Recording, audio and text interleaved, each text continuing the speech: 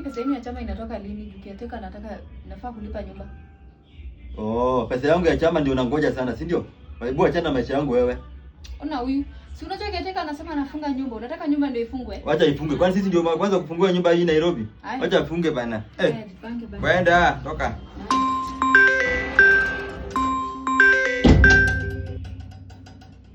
Sita sasa. Siko poa. Mbona? Uliniambia nikiacha boyfriend wangu utanitekea. Na hadi hujani nilipia hata rent. Sio hivyo. Cheki sio hivyo. Ni ile sasa sina pesa lakini kuna pala natarajia pesa. So fanya hivyo. Acha nikuje niongee na landlord wako saa hii. Nione kata nipea time nikuje nilipe hiyo pesa. Okay, ni sawa.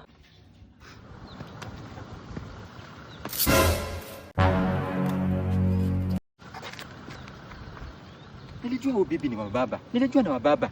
Wewe bado unaletea ugonjwa huyu bibi. Acha nani huyu baba? Baba leo. Acha nani? Ni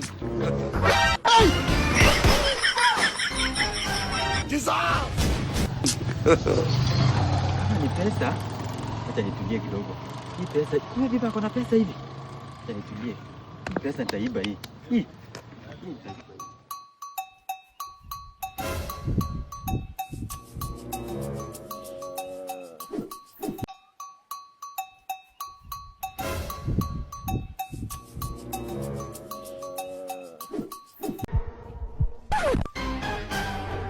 Sasa nilikwambia I will take care of you and your family.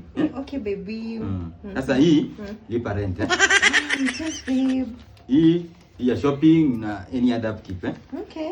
Wow. Sasa hii unaweza gawa pia watu hapo nje chokorani nini kila mtu afurahi. Sawa. Acha niende nishughulikie kitu kingine. Okay, thanks. Haya, sawa. Poa. Mkubwa. Niaje Jay? Habari ya mkubwa? Niko poa kabisa. Hata mimi niko mzima. Sasa nilikuwa nimekujia tu ile pesa yangu ya chama.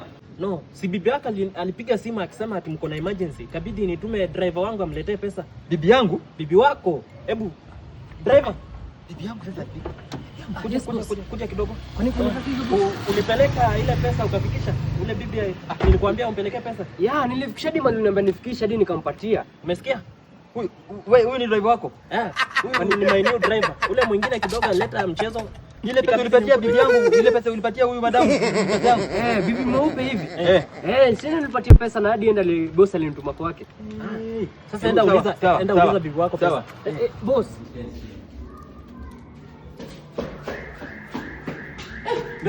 Nani wewe umenunua vitu kama zitu hapo nje?